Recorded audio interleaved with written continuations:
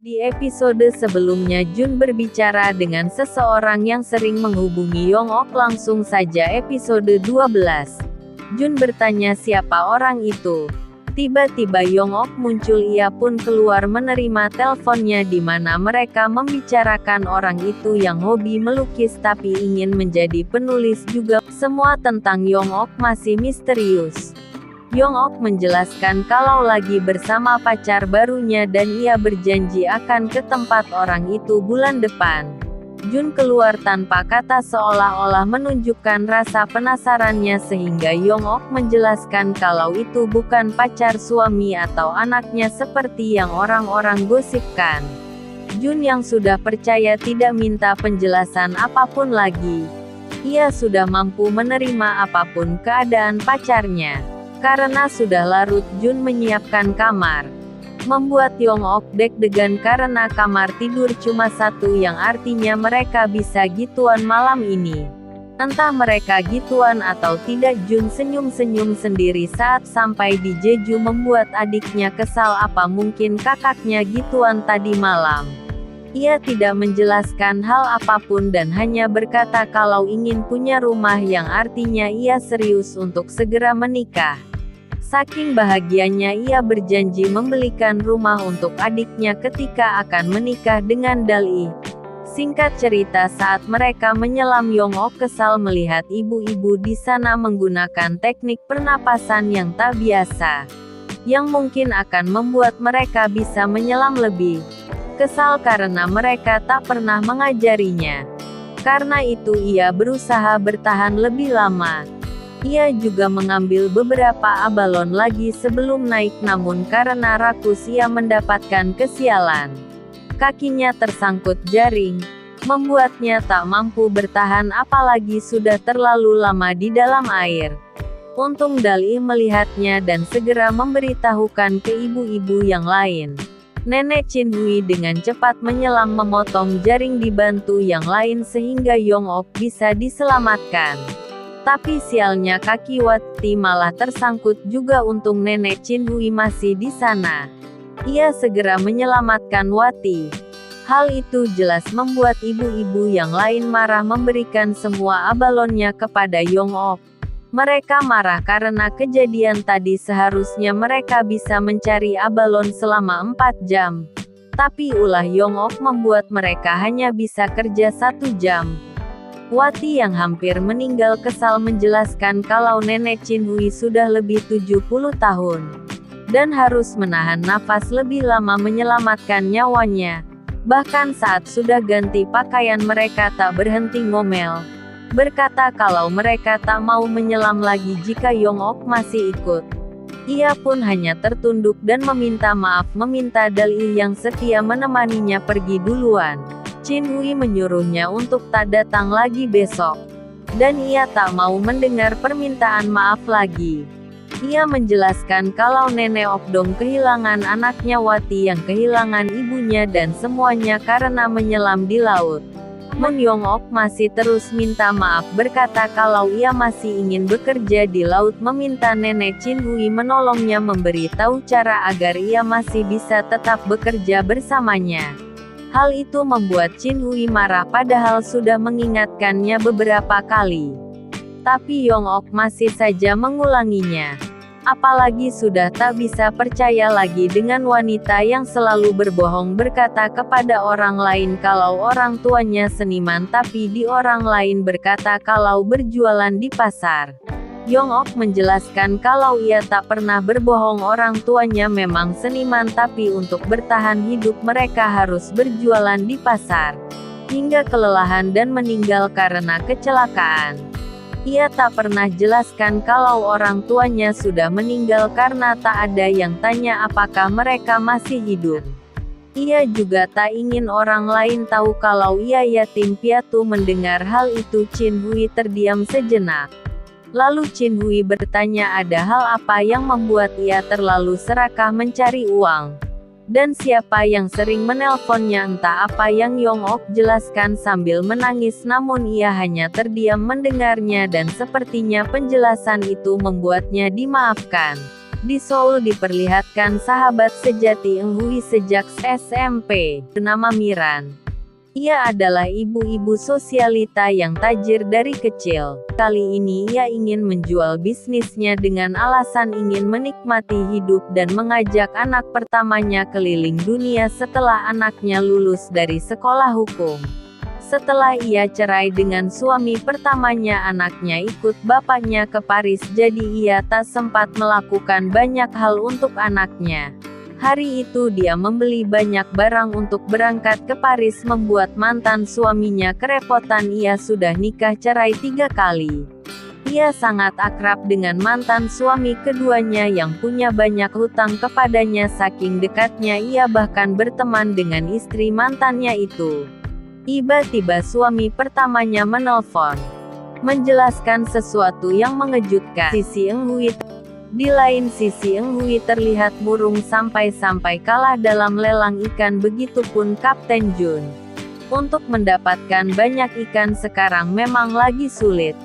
Ia stres apalagi banyak mitra swalayan sedang menunggu ikannya. Ia pun meminta Jun untuk menanganinya.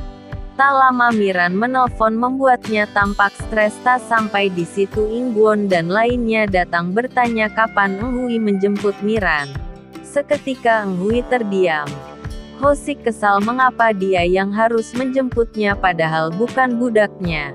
Om-om hidung belang di sana selalu senang jika Miran datang, namun entah mengapa kini Eun Hui begitupun Hosik terlihat tak suka kepadanya.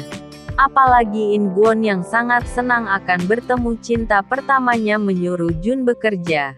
Karena Hui harus menjemput Tuan Putri.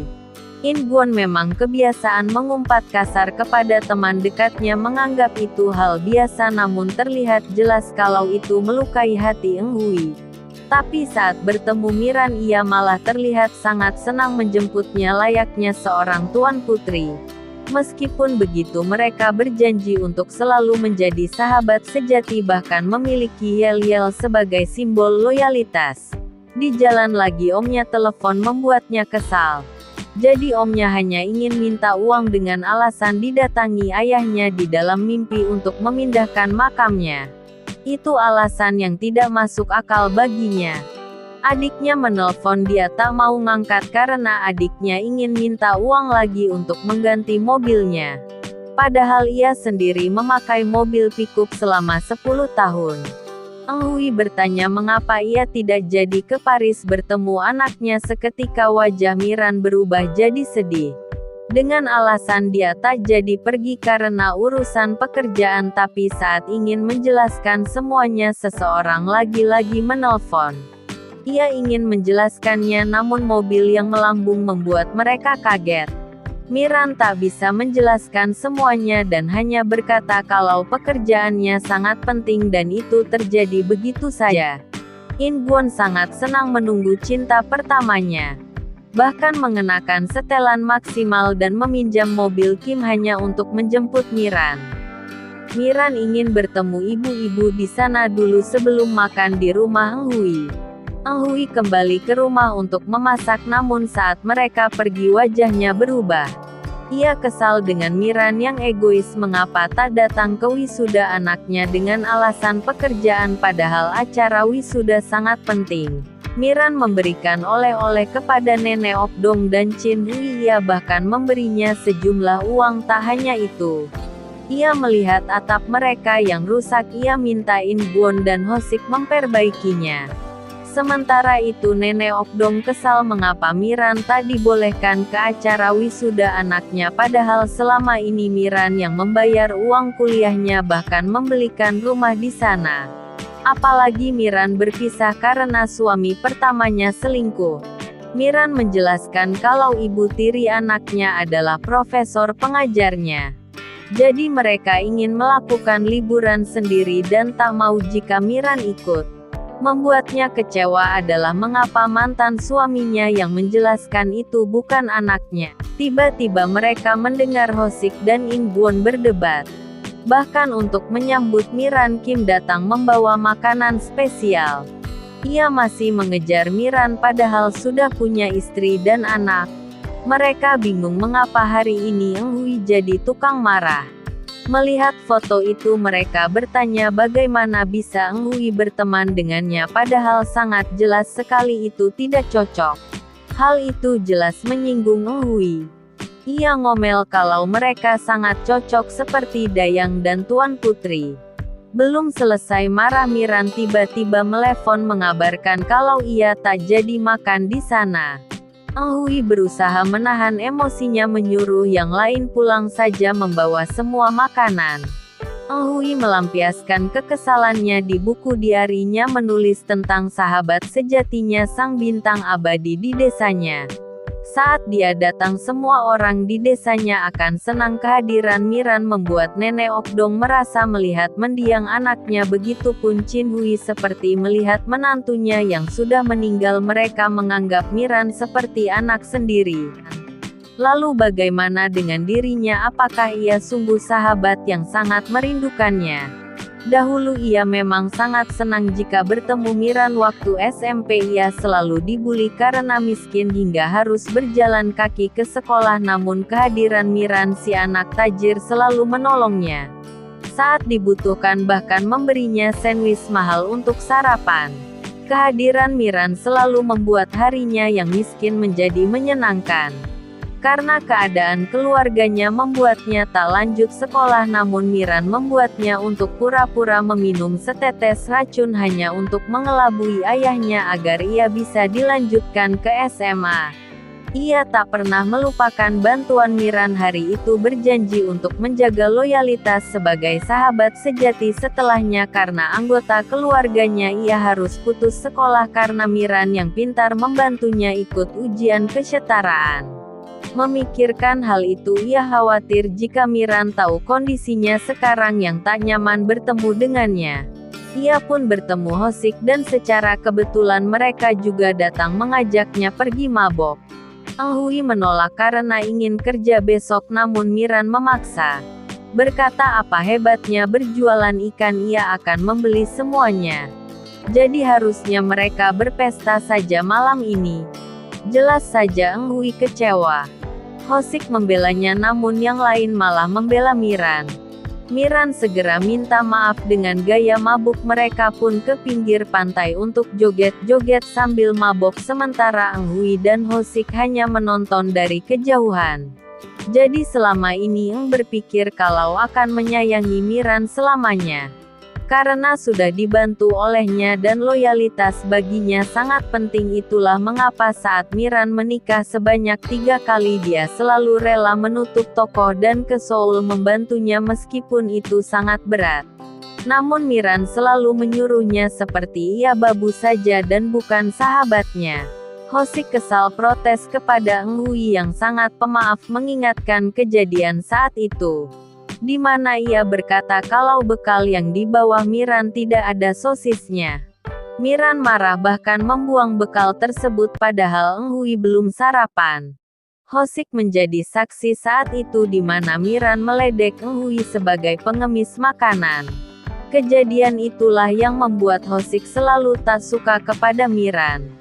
Eng Hui berkata kalau itu bukan masalah besar baginya yang artinya ada hal yang lebih besar lagi. Hosik kesal memutuskan untuk pulang saja. Kejadian itu masih bisa dimaklumi Eng Hui karena masih ada lebih banyak kenangan baik dan loyalitas mereka. Namun setahun lalu setelah Miran cerai untuk ketiga kalinya, Miran kirim pesan kepadanya karena masalahnya itu ia menelpon Eng Hui kalau ia tak bisa hidup lagi dan Eng Hui mendatanginya tengah malam dari Jeju ke Seoul untuk menolong sahabatnya. Apalagi Miran tak mengangkat teleponnya sama sekali. Ia bahkan berlari sambil terus menangis namun saat sampai di sana, Miran malah memberinya kejutan menunjukkan kepada teman-temannya kalau dia punya teman yang sangat setia dan yang membuat Eng Hui sangat kecewa adalah Miran menggunakan kesetiaannya sebagai bahan tahuran kepada teman-temannya. Orang di sana dan yang membuatnya sakit hati adalah saat itu Miran berkata kepada yang lain kalau dia akan datang saat diminta dan pergi saat disuruh. Berkata kalau Eng Hui adalah sahabat yang paling mudah dan penurut. Sejak saat itu hidup Eng Hui tak pernah lagi merindukan Miran. Bahasa kasarnya Eng Hui adalah seorang babu bagi Miran tapi pura-pura sebagai teman. Bersambung adakah yang bersahabat seperti ini? Di episode 13 Eng Hui terlihat berusaha untuk bersikap seperti biasanya kepada Miran tapi saat mengadakan pesta istri Kim malah berkelahi dengan Miran dan akhirnya terungkaplah kekecewaan Eng Hui. Sementara itu terlihat Jun dan Yongkok hidup bahagia. Namun entah apa yang terjadi mereka terlihat bertengkar. Bagaimana kisah selanjutnya saksikan di episode selanjutnya.